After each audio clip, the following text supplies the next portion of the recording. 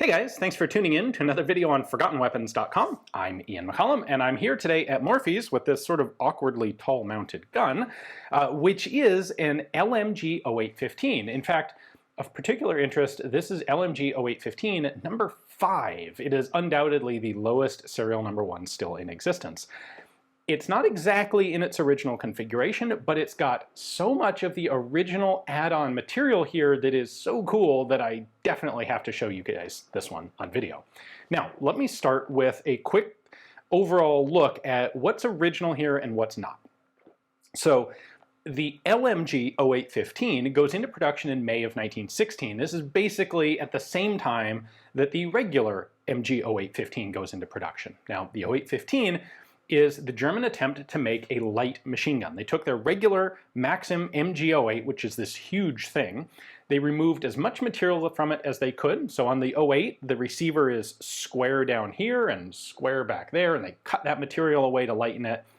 They reduced the diameter of the water jacket to give it a little less water weight. They give it a buttstock and a pistol grip, and presto, and a bipod, by the way, which isn't on this one, and away you go, that's your light machine gun. Now, right when that was introduced, it was recognized that this pattern of gun was ideal for aircraft. You want to have as light a gun as possible for the aircraft. Well, we just lightened up the Maxim gun as much as we could. And so the Spandau Arsenal, who's making 0815s, pretty much immediately starts production of an aircraft version, the LMG 0815. By the way, I'm going to tangent on my tangent here. It's really not clear to this day what exactly that L stands for. It could mean light, as in light machine gun, or it could mean air, as in air-cooled machine gun, because this has the cutaway jacket and doesn't use water. We just don't know. Anyway, previous owner of this gun put a regular buttstock and pistol grip on it, like a regular 0815, built this mount for it so that he could shoot it, and by the way, also has an 0815 drum and drum saddle bracket, which I took off the gun because it would not have been on the aircraft version. So that's why this configuration is a little bit weird. Now, let's talk about what exactly they're going for here on the aircraft. First off, these were used on German aircraft generally as cowl guns, hull-mounted machine guns on aircraft, either one or usually two of them on an aircraft. And the reason that the Maxim was used is because it fires from a closed bolt, which means it was very easy, or it was effective, it was possible to use this with synchronizer gear. This is technology that was developed relatively early in World War I to integrate, essentially run a mechanical linkage from the camshaft of an aircraft engine to interface with the trigger mechanism on a machine gun, so that when the propeller was set to go in front of the muzzle, the machine gun wouldn't fire. Actually, I should say there are two versions of this technology. One is a synchronizer, where the gun fires at a specific point in the camshaft rotation every time the engine's turning around, or 2 or 4 times per revolution. There's also interrupter gear, which is the simpler one. That's what the Germans actually started with. Interrupter gear is where the propeller simply blocks the trigger from working when the propeller's in front of the muzzle. So the difference you have here is subtle but relevant, in that an interrupter will occasionally, think of your regular rate of fire, and every once in a while it'll take a round out of that just won't fire because the propeller's in front. A synchronizer is actually going to synchronize the rate of fire of the gun to the RPM of the engine. So instead of getting this sort of staccato bang, bang, bang, bang, bang, bang kind of thing, you will get a rate of fire that matches the propeller rotation. Anyway, because the Maxim fires from a closed bolt, you had very little delay, and it was a totally mechanically predictable amount of time between when the trigger is tripped and when the bullet fires. Open bolt guns, you've got the bolt having to slam all the way forward after the trigger but before the firing, and a little bit of friction can very easily change the timing and the dynamics on that, to the point that a synchronizer wouldn't necessarily work because a synchronizer can't account for varying mechanical delay in the gun. So, all that being said, that's why the LMG 0815 makes an ideal aircraft gun. Now, to further lighten it for aircraft use, of course, they cut a whole bunch of slots in the water jacket, because you're flying around at 10,000 feet altitude, or even if you're flying fairly low, you're going nice and fast. There's a ton of air circulation coming over the gun. And you don't need a water jacket to keep the gun cool. Now, some people will ask, why didn't they just get rid of the whole thing? Why bother with this slotted nonsense? And the answer is because the Maxim is a recoil-operated gun. The barrel is reciprocating back and forth a little bit with every shot, and you have to have a way to support the muzzle end of the barrel, and you need this booster, which provides the extra back pressure to properly, reliably cycle the gun. So you've got to have this out here, which means you have to have something to mount it on, so you might as well keep this whole jacket because that's the framework for holding the muzzle booster in place. Now, let's take a closer look at this. I'll show you some of the markings, some of the specific features of the aircraft version, and especially this really neat steampunky sort of mechanism back there. All right, I'm going to start by showing you this whole thing. You will often find this referred to as a Klingstrom device, and that name is totally wrong. That comes from the fact that some of them were subcontracted out to a company named Carl Lingstrom.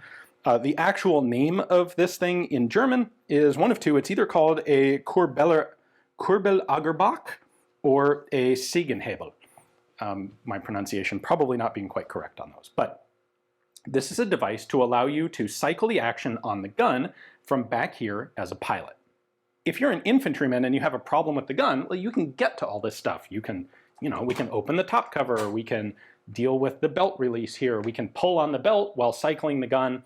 This is a little bit of a complicated process because the Maxim is recoil operated. So I have this charging handle here, which will cycle the bolt back and forth, but it doesn't actuate the recoil mechanism, which means it doesn't run the feed. So if I have a problem and I cycle the handle on a Maxim gun, the belt does not get pulled in.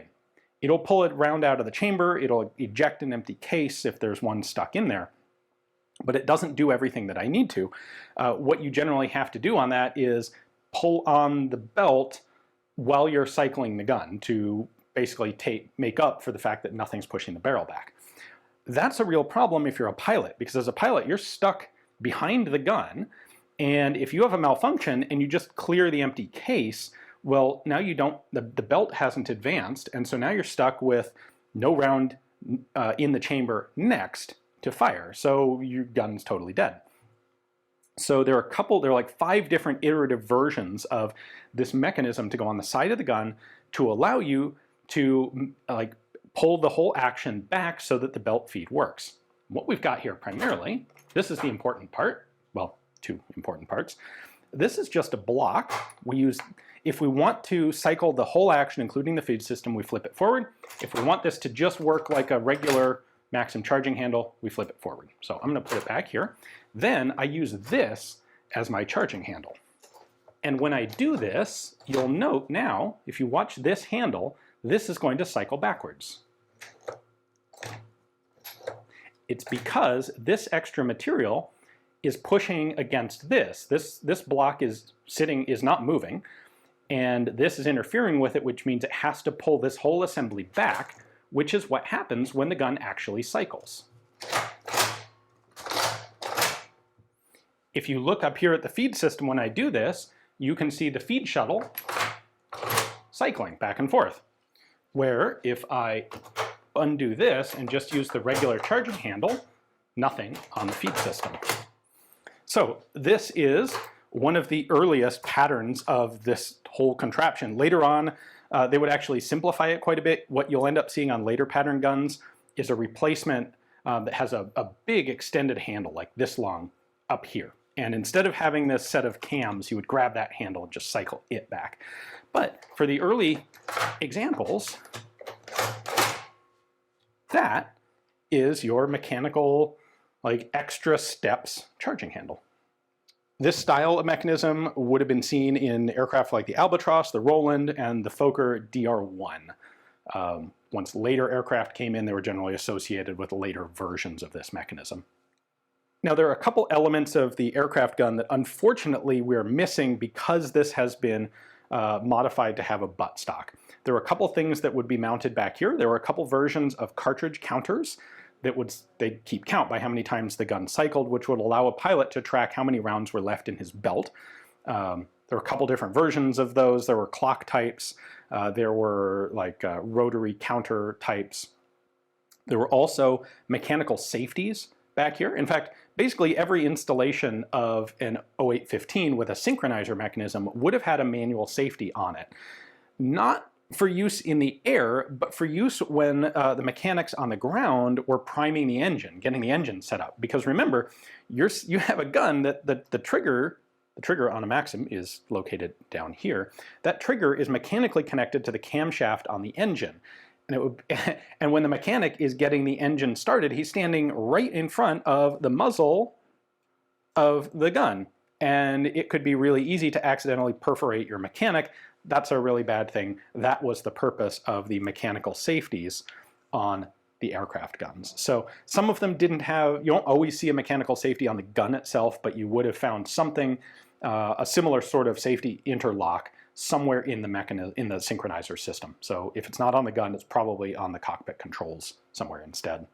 The other cool element we have on here is this new style of rear sight. Instead of having the whole main tangent sight from a regular ground gun, it just has a flip-up V-notch rear sight there, which is coupled with a small ring sight on the front of the gun. So the early versions had a crosshair like that. The later versions sometimes had an inverted chevron wire instead, but you definitely don't see that on the ground guns.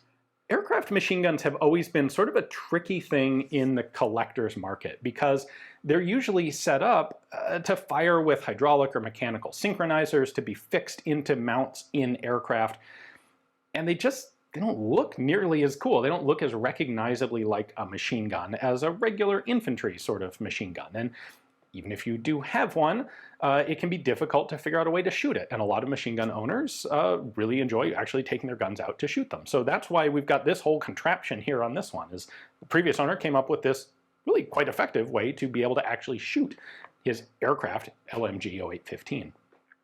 So because of all these issues, aircraft guns don't tend to be as popular.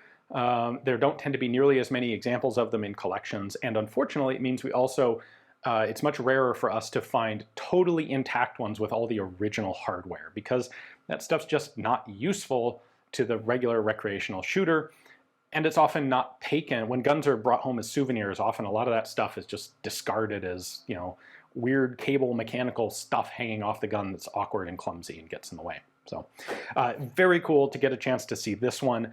What I particularly like is that this could be restored back to full aircraft configuration, but even if it's not, it retains all of the other cool stuff, and it is a gun that's easy for someone to shoot. So I'm sure whoever ends up with this will have a very fun time with it. Hopefully you guys enjoyed the video. Thanks for watching.